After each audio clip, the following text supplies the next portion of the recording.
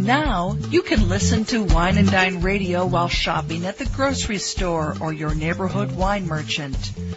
Wine and Dine Radio can be heard using your wireless internet on your cell phone. You're listening to iWineRadio. iWineRadio is a production of Food Tastes Better with Wine on the web at iWineRadio.com. Hey guys, I thank you for listening to iWine Radio, and we are still the only wine channel on iTunes Radio. If you go look under iTunes Radio icon and scroll down to News and Talk Directory, and it's listed alphabetically, click on that and the stream comes up immediately. iWineRadio.com, where you can find links to individual guests. And if anyone's interested in advertising or becoming an underwriter or sponsor, please contact us at iWineRadio.com. We really, really appreciate your support. The more support we get, the more conversations I can have with fascinating people around the world, including you. If you have a story to tell that you'd like to share on iWine Radio, go to iWineRadio.com and contact us, and we'll go from there. Yes, this is Kathleen Inman. I'm the owner, winemaker, grape-grower, and forklift driver at Inman Family Wines in the Russian River Valley, organic grapes and elegant wine. You can learn more online at www.inmanfamilywines.com.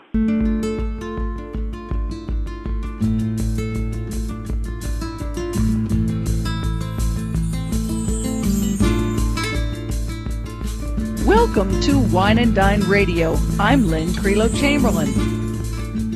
Hi there, this is Andreas Larsson. Hi, this is John Capon. My name is Madhur Jaffrey. Hi, my name is Heike Platter. I'm from the Alto Adige region, or Südtirol.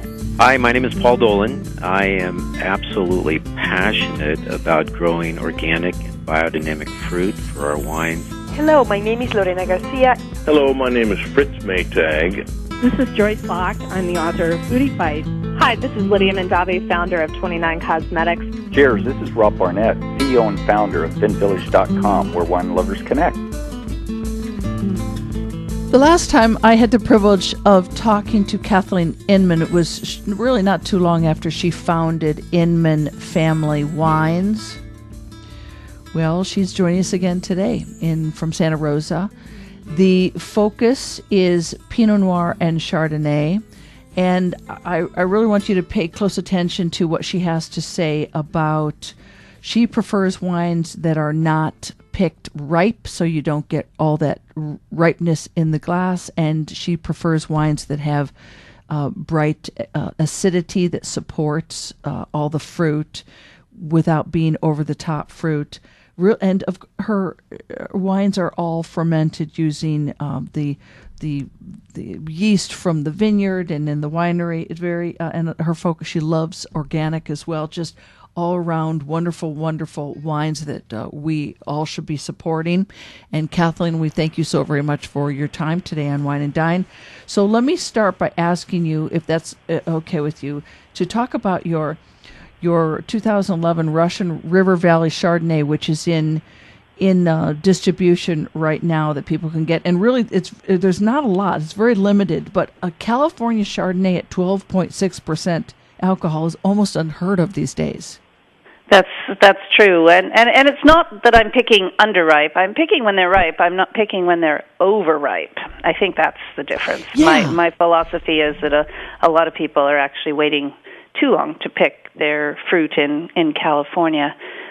Maybe because not everyone tastes the flavors of the grapes through all the acidity, but also because there are certain people that do like that over-the-top style. But I'm a real fan of, maybe it's because I lived in England for 15 and a half years and really began my wine collecting career when I moved there from the Napa Valley. I drank a lot of white Burgundies, and when I moved back to California to resume a career in wine, I tasting other wines here, I thought, gosh, how can you have wines in France that have they've gone through 100% malolactic fermentation, yet they're still, nice racy acidity. Yes. They have, been fermented sometimes in 100% new French oak, but they don't taste like you're chomping on a toothpick. Yeah. And,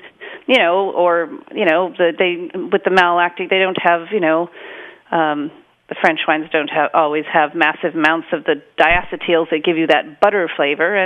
So I set about, maybe I could just experiment. And so the first vintage in 2008, I made just 2 barrels, and one in a in a stainless steel barrel, shaped just like a wooden barrel, and then one in a brand new French oak barrel, and I loved them. And my friends tasted and like, my gosh, this one's like, a California version of a Merceau, and this one's like a Chablis, and I put them together, and I was like, ooh, I like this.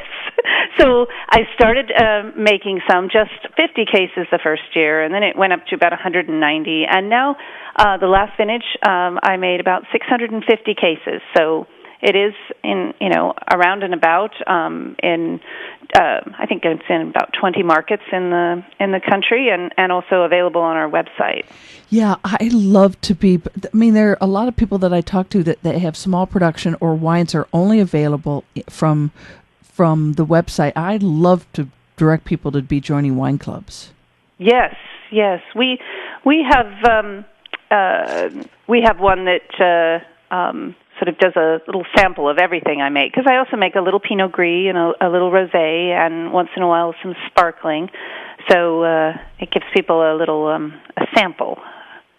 Okay, so talk to us about the 2009 OGV Pinot Noir, and then we'll go back to your Russian River Pinot Noir. But you definitely are known for Pinot Noir as well, and I just love the fact that you. I don't know. To me, this is almost a respect, because so many wines are corked that you've even finished with screwcap. Yes, well, I remember us talking about this. I think when I first started, I was actually the first luxury brand in the U.S. to start with right out of the gates, 100% screwcap with a new brand with wines at this price point.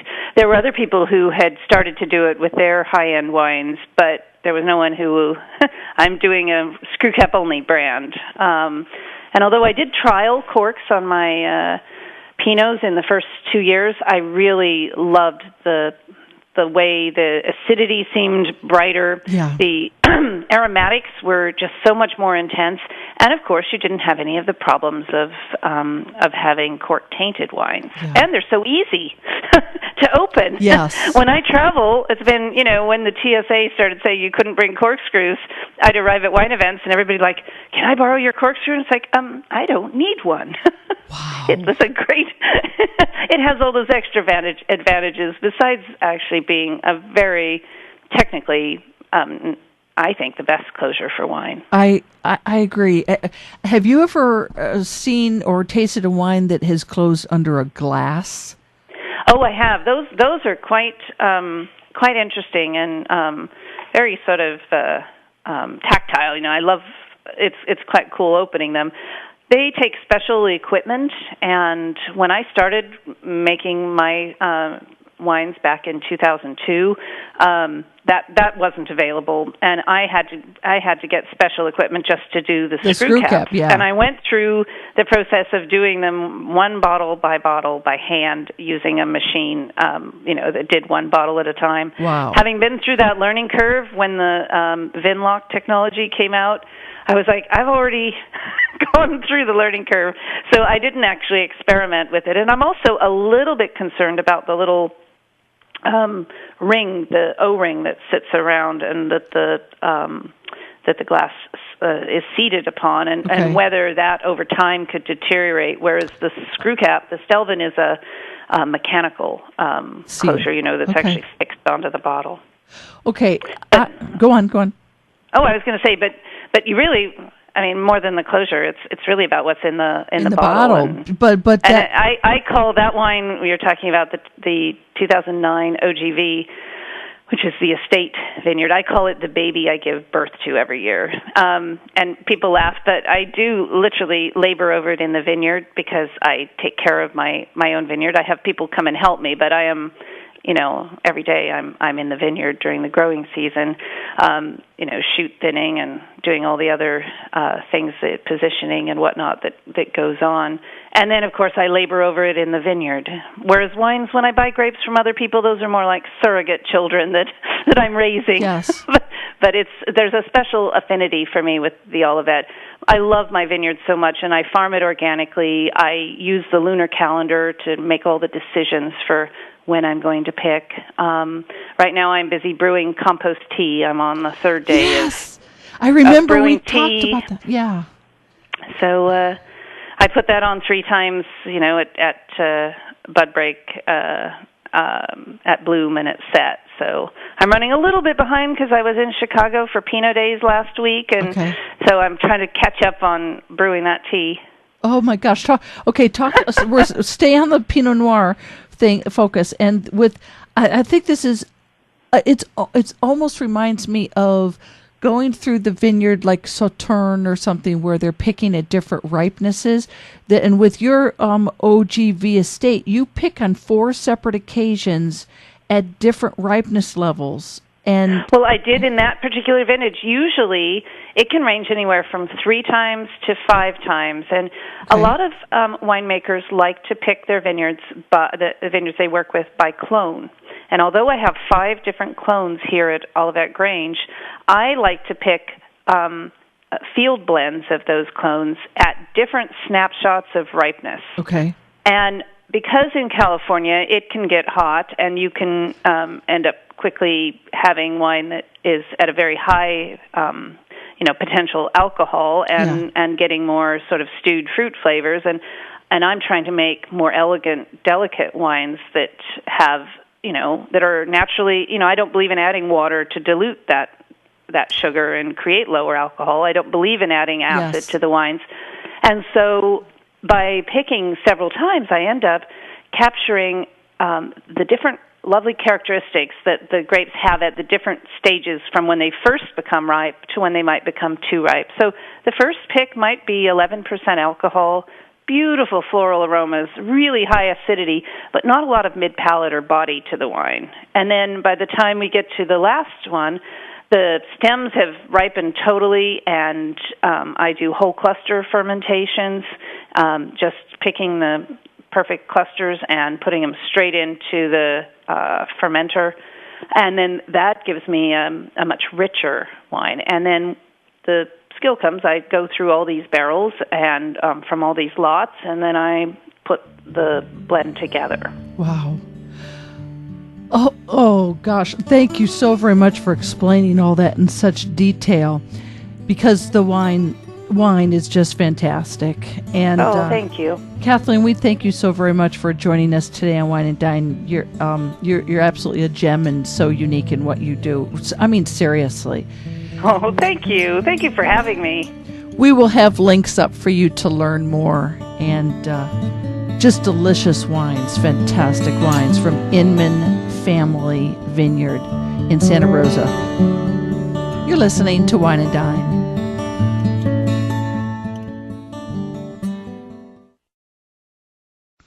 Now you can listen to Wine and Dine Radio while shopping at the grocery store or your neighborhood wine merchant.